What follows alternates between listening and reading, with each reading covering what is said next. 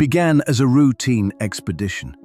10 hikers, most of them students from the Ural Polytechnical Institute, set out into the icy wilderness of the Soviet Union's Ural Mountains. They were young, experienced, and determined. Their goal was simple: reach Mount Otorten, ski back, and log the trip as part of a training exercise.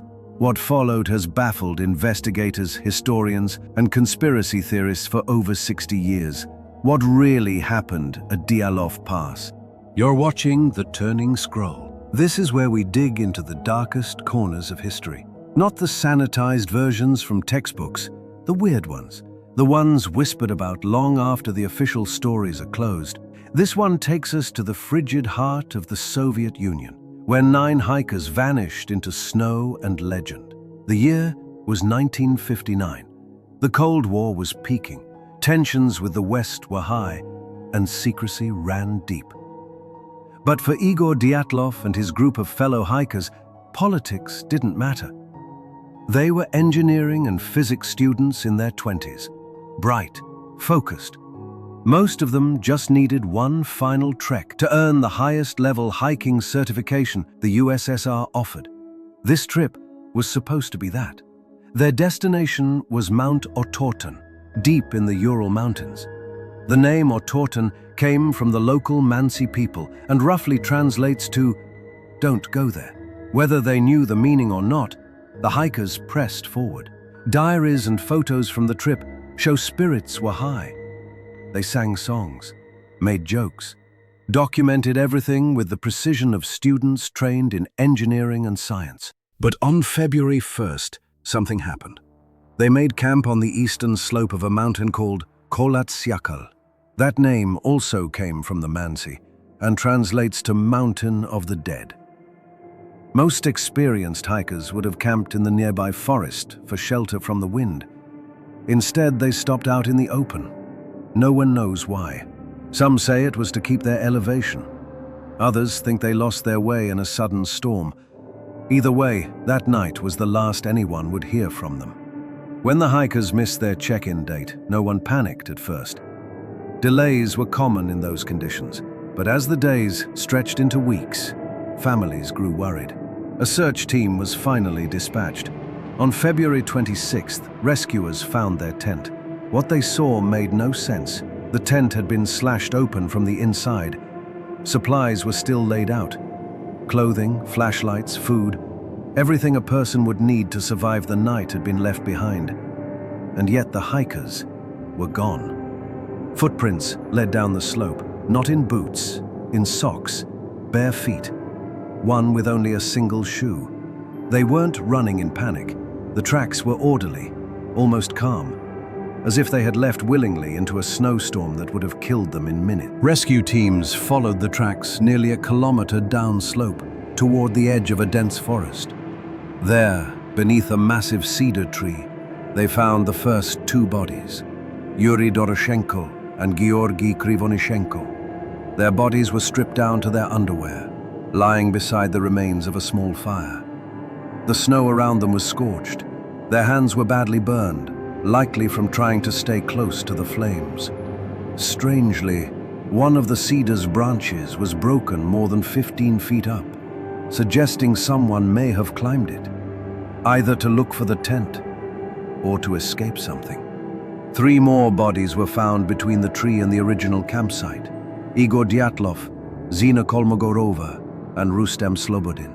They were spaced apart as if they had been crawling back uphill toward the tent. Slobodin had a cracked skull. Zina's arms were bruised. Dyatlov himself showed signs of trauma. All 3 had died from hypothermia. No clear signs of a struggle, but something had clearly gone very wrong. The last 4 members weren't found until May, once the snow began to thaw. Their bodies were buried under 4 meters of snow in a ravine. These were the most horrifying discoveries. Ludmila Dubinina's eyes were missing. So was her tongue. Her ribs were broken. Semyon Zolotaryov had massive chest trauma, the kind seen in high-speed car crashes. Nikolai Thibault-Brignol's skull had been fractured. Alexander Kolevatov had a broken nose and a deformed neck. Strangely, many of their clothes were missing or had been taken from the other bodies. Even more bizarre, some of the garments tested positive for radiation. The Soviet investigation concluded with a vague statement. The hikers died due to a compelling natural force. No further explanation was provided. The files were quickly sealed. For years, speculation was suppressed.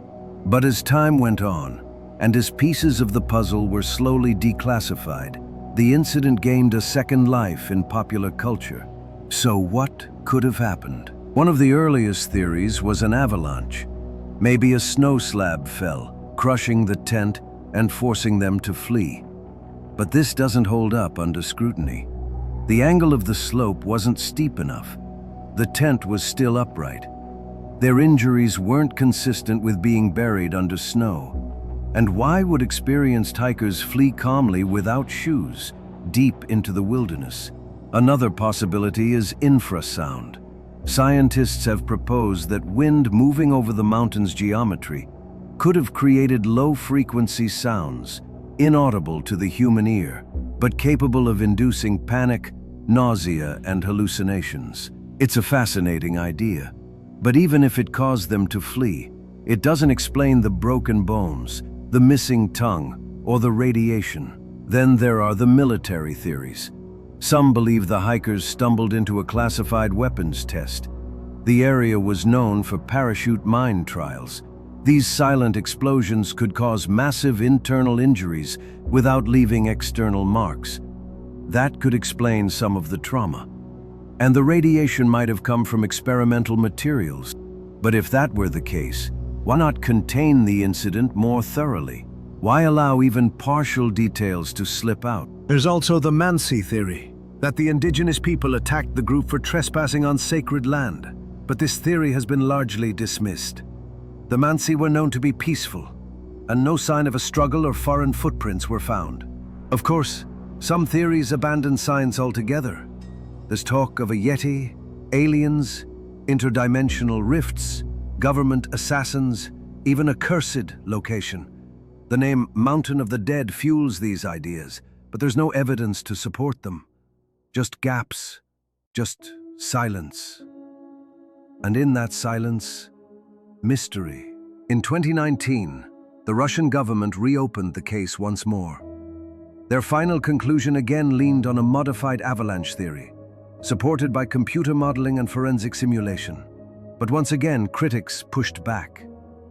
The theory still failed to explain the wide range of injuries, the missing body parts, the presence of radiation, the decision to flee barefoot into fatal cold. Let's take a moment to zoom out.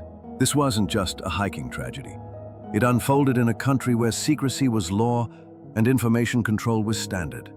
The Soviet Union in the late 1950s was deeply paranoid. Scientific discoveries, military developments, and even natural disasters were often kept from public knowledge. The state tightly curated what people could know, which raises the question, what would it have taken for Soviet officials to admit they didn't know what happened? What's especially eerie is that the Dyatlov hikers were ideal Soviet citizens. They were young, disciplined, studying science and engineering. They believed in the system. Some were even members of the Communist Party. If anything had happened that could tarnish that image, if they'd gone mad or defected or disobeyed protocol, the government might have had incentive to obscure the truth. We also have to consider the culture of silence surrounding other incidents in the Soviet Union. Take the Kishtim disaster in 1957, a nuclear accident that contaminated thousands of square kilometers. The Soviet government didn't admit it happened until decades later. People living nearby had no idea why they were getting sick. In that context, the strange radiation found on some of the hikers' clothing becomes more than just a detail. It becomes a potential clue in a pattern of concealment. There's also a human factor that often gets overlooked, the psychological toll of extreme environments. In the wilderness, people can behave in ways they never would in normal life. Cold strips away comfort. Hunger and wind amplify stress. A minor disagreement can escalate into something catastrophic. But again, nothing in the hikers' journals or photos suggested tension. They seemed close, focused. united. And what about the rescue and recovery itself? The people who found the bodies were deeply disturbed. Many of them said the scene felt staged, off. Some claimed they were pressured not to talk. Others described a sense of dread, like they were standing at the edge of something they didn't fully understand. These aren't scientific observations, but they are part of the story. A story where almost every piece invites more confusion. Modern researchers have tried to apply every tool available. AI-driven terrain mapping, biomechanical injury analysis, even weather recreation software, and yet every modern answer still seems incomplete. For every theory that explains one part, it fails to account for something else. The deeper you go, the murkier it gets. There's even debate about the timeline. Some argue that the deaths didn't all happen at once, that some hikers may have lived for hours after the initial panic, that they tried to help each other, that they scavenged clothing from the already dead just to survive. This paints a bleaker, slower picture of the end, one not of instant catastrophe, but of desperate survival and inevitable failure. Then there's the question of why this story won't fade. Why do people keep coming back to it? Maybe because it touches something primal, the fear of the unknown, the terror of isolation, the sense that the world doesn't always make sense, no matter how much science we apply to it. In a way, Dyatlov Pass is a modern myth, a blank canvas for our worst fears and wildest imaginations. There's also the fact that so many of the original documents are contradictory. Different rescue team members described different things. Some said the snow was undisturbed. Others said it looked like a battlefield. One autopsy noted foamy blood in a victim's lungs, a possible sign of high-pressure chest trauma. But that detail vanished from later reports. The more you examine the official record, the less solid it feels. Even the photographs from the expedition offer unsettling clues. The last few images on their cameras are cryptic, blurry shapes, unclear light sources. One shows what looks like a bright orb in the sky. Was it a flashlight, a flare, something else? These photos have fueled decades of debate, with some claiming the group captured evidence of a UFO or secret aircraft. A curious detail often overlooked is that one hiker dropped out before the final leg of the journey. Yuri Yudin, suffering from joint pain, turned back early. He was the only survivor. For the rest of his life, he regretted not continuing with the group. But he also believed they had seen something they shouldn't have. He once said, "If I had a chance to ask God just one question, it would be, what really happened to my friends that night?" It's hard to overstate how deeply this incident has impacted Russian and global culture. There are documentaries, dramatizations, books, and even horror movies inspired by the Dyatlov Pass incident. Hikers still visit the site. Some leave offerings, others go to retrace the group's final steps. It has become a pilgrimage for people chasing answers. And yet, every new theory, every new attempt to close the case ends up feeling incomplete. Maybe it's because the story hits too many pressure points at once. Youth, mystery, death, isolation, government secrecy, the possibility of the supernatural. There's no single explanation that satisfies all of them. Psychologists have suggested that our obsession with cases like Dyatlov Pass stems from an evolutionary need to avoid danger. Our brains are hardwired to detect threats, even when none are visible. The more senseless a tragedy seems, the more our minds scramble to explain it. And when no explanation fits, we build legends instead. The Dyatlov Pass incident has also become a kind of mirror. People see in it what they're most afraid of. For some, it's the unforgiving power of nature. For others, it's the cruelty of bureaucracy. For conspiracy theorists, it's proof that governments always hide the truth. For spiritual thinkers, it's a reminder that the world holds mysteries beyond science.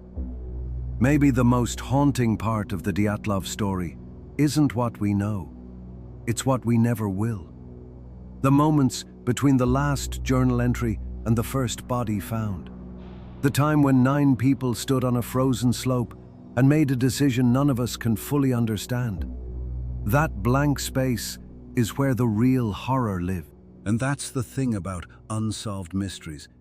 They don't fade because we keep trying to finish them. We keep imagining those final minutes. We try to feel the cold, the fear, the confusion. We place ourselves in the story. What would we have done? Would we have run? Stayed in the tent? Tried to climb the tree? In the end, the Dyatlov Pass isn't just a mystery. It's a reminder that the world is still wild in places, that the past doesn't always give up its secrets, and that sometimes even the most logical minds face questions they cannot answer. Some believe the truth was never recorded, that the final moments were lost to wind and snow. Others think the truth was recorded and buried, hidden in some forgotten archive, or lost in the shuffle of Cold War bureaucracy. The result is the same. We may never know, but the facts we do have are haunting enough. 9 lives, shredded canvas, bones broken from within, a mountain said to be cursed, and a silence so heavy it still echoes through decades of speculation. So if you ever find yourself in the Urals, near the foot of Kholat Syakhl, pause for a moment, listen, feel the cold. Think of the students who walked into that white silence and never came back. Think about how much of history gets swallowed by time.